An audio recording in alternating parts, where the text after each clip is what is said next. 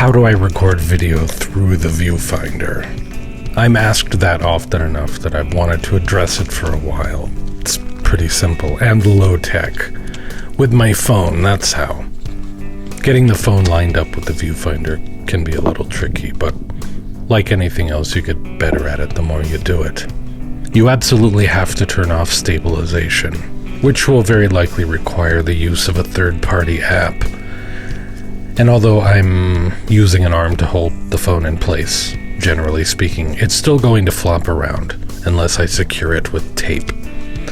If I'm just doing something simple like demonstrating autofocus, or if I'm using a tripod, I can probably skip the tape. But for walking around and shooting, in a general sense, you're going to need a generous amount of tape. Also, the tape is helpful in that you can get rid of light leaks that way. Though light leaks can be cool as well. There's room to play. This contraption is made up of 4 parts: the phone holder, the articulating friction arm, this female-to-female cylindrical screw adapter, and finally a hot shoe monitor mount connects it to the top of the camera. And this little rig I've put together, plus tape, I use most of the time. However, for different types of cameras, I'll adapt my approach. I used to shoot a lot with a film camera with a waist-level viewfinder. And for that camera, I attached a phone holder to a little cardboard box that I cut in such a way that the phone would sit just the right distance from the focusing screen. If one owned a 3D printer, that'd clearly be the way to go. But I don't. For a 35mm film camera I use Velcro strips. Because an arrangement like this, where the phone is attached to an arm, I would be unable to open the back and change film. For DSLRs, I used to attach an arm. It was a different kind of arm too, but to the bottom of the camera. I found that to be inherently less stable. Both attaching the arm to the bottom of the camera and that type of arm specifically. And also blocking controls can be an issue when you attach the arm to the bottom. Also, it's more awkward to hold and it's more awkward to set down. The location of the camera on my phone could not be more perfect, but with a more centrally located camera, as I had on my old phone, you're going to be blocking more controls, but it's still doable. But with a phone with cameras located toward the corner of the phone, that plus the strategy of attaching to the top of the camera, the hot shoe, with something like a monitor mount, you're really not going to be blocking much. The camera remains pretty usable. This is a TTArtisan 11mm 2.8 manual focus fisheye for Canon EF mount. I'm gonna make a video about this lens in the future. I got it for free to try, which is cool. I'm liking it so far, though this was my first day using it, and it turns out pairing it with the 1DS Mark II was perhaps not a great choice. I have 3 lenses with me. I'm shooting mostly with my Canon 85mm 1.8 EF, but the autofocus is broken. I don't think it's the motor because it will try to focus, it just doesn't ever succeed. But with the 1DS Mark II, I get focus confirmation with the Canon lens, but not with the TTArtisan lens. So pairing it with a less ancient camera with some type of focus assist seems like a better strategy. I'll probably end up using the 5D Mark II. It allows you to zoom in before you take the shot, but also I have Magic Lantern installed on there, and I think that expands manual focus assist capabilities. If I'm not mistaken, I think it adds focus peaking, which I'm quite fond of, but I'm not 100% sure. I'll have to check. When I was making a video about a Fuji S2 Pro, I was talking to Jerry, who owns the camera. He has a couple of YouTube channels, which I'll leave links for. I'll also do my best to leave links to all the little components that I'm using in this arm that I have mounted on my camera, assuming I can track them all down. Nobody sent me any of that stuff for free. It was just a lot of trial and error. So perhaps I can spare you the trouble. Anyway, a conversation with Jerry at the time reminded me of something I guess I'd forgotten. that the camera will give you a little focus confirmation dot when you've landed focus. Because the behavior I was expecting at the time was that the autofocus point itself would flash. Or, in this case, of the 1DS Mark II, flash and beep, because I have it set that way, when you've landed focus. And indeed, you also get the dot with Canon cameras in addition to the flashing autofocus point. But that's not how it worked on the Fuji camera, which is actually a Nikon film body with Fuji electronics. It just shows the little confirmation dot, and I wasn't noticing that. But I do notice that Canon also uses the dot, and I even now fully remember that I used to be aware of the dot way back when and pay attention to it. And I just tuned it out over time. 7 years or so of shooting mirrorless and basically only ever using manual focus lenses on mirrorless. I just completely forgot about the dot. These are all JPEGs straight out of camera. Yes, I could spiffy them up a little bit by editing the RAWs, but I have a strong preference for the unspiffy reality and honesty that comes with straight out of camera shooting. Not that I'm attached to the JPEG format, per se. It's actually a shit format, but I'm very attached to the straight out of camera part of the equation. Also, who has time to sit there and edit photos? I am really, really into the idea of living as much of the remainder of my life as possible, not behind a computer. Technology used to be fun. Liberating, even. Now I just can't fucking stand it, with a few exceptions. I really do love drones, and VR is still kind of exciting as a prospect. This location has become the place I like to go when I'm feeling a bit lost. Most of the locations around here that I know, I'm extremely tired of, but I'm not sure I could ever get tired of going here. But this whole YouTube thing has mostly been great for me. Forces me to get out into nature, gives me a bit of a nudge to overcome anxieties. I've been plagued by a new problem lately. I know, Miyako, hold on. I'm overtired. I'm overworked. Hang on, my baby. But it isn't burnout that I'm feeling. Not anxiety, for once. And it's not even a lack of inspiration. Not exactly. The problem is apathy.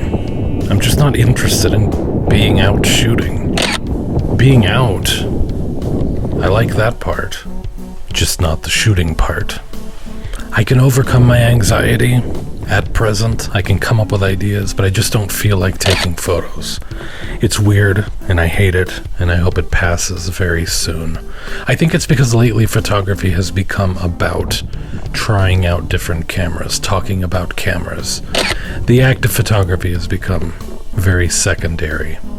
So I'm going to try to work through this by just using the cameras that I know very well, that I've chosen to own, in order for the camera to get out of the way so that I can focus on photography a bit more. I mentioned I'd be doing a video soon about that TTArtisan lens. Well, okay, granted, maybe I wouldn't agree to do it, to try the lens out for free, or I asked at this exact moment. But I do, of course, have to fulfill my past commitments. But that's okay. I'm an adult. That's how life works. And the lens is really cool. But also, and maybe I'll feel differently when I actually get there, I don't think it'll be unpleasant. A lens is way more of a factor in one's photography than the camera itself is.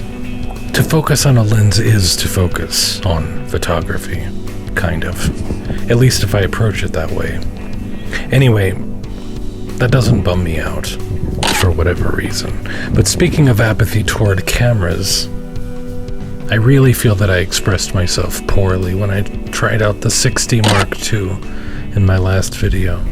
It's not that I disagree with what I said, it's more that I also have lots of positive feelings that didn't quite make it in. And that's the problem with being unscripted. This is certainly not the first time I've felt that I expressed myself poorly, but it particularly sucks because I think that video will give the impression that I don't like the 60 Mark II, when nothing could be further from the truth.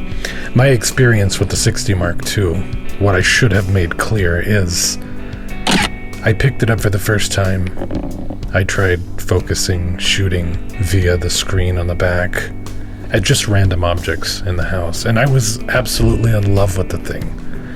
It was like a modern Canon camera, only with a native EF mount.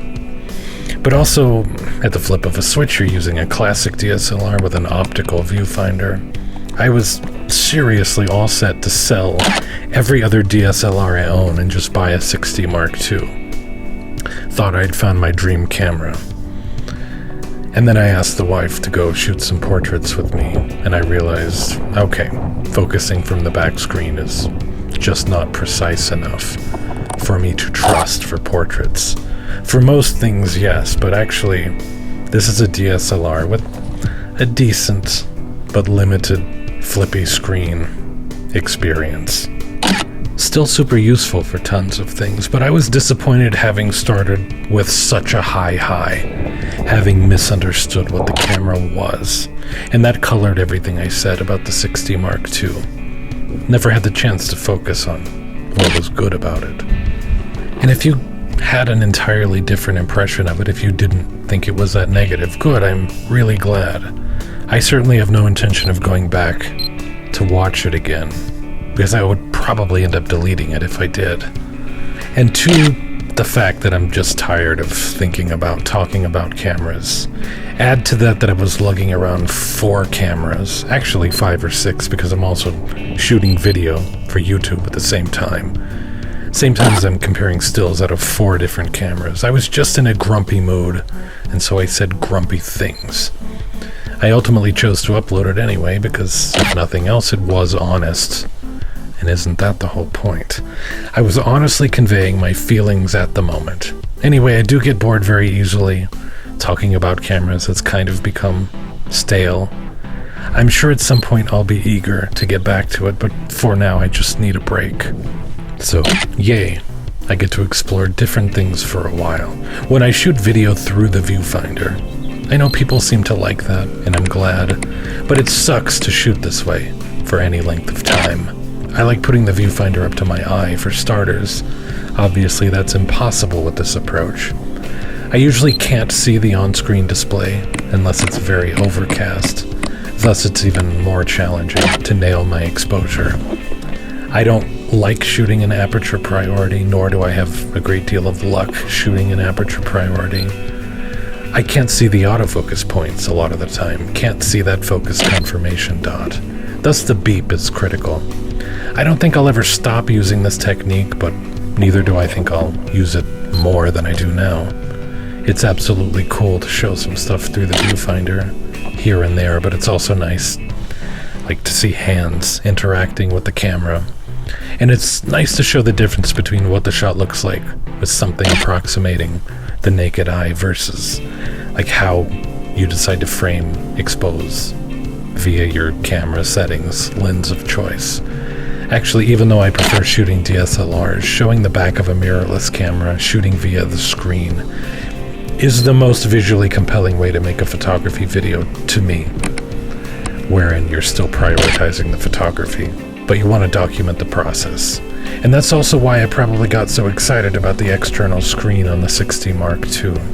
And sure enough, the more I used it, the more I realized I could rely on it.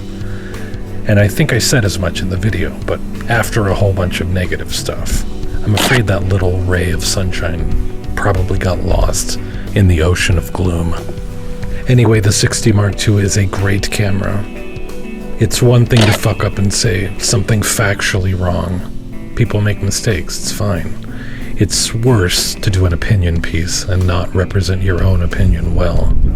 What a fucking failure that was. But again, I will do my best to track down all the individual pieces I'm using on this apparatus. Leave links in the description. Do you ever consider the fact that maybe videos on YouTube will survive into the distant future, but YouTube itself won't? I think of that every time I mention YouTube by name or something related to the platform. Can't help but imagine someone watching this in 500 years wondering what the fuck a YouTube is.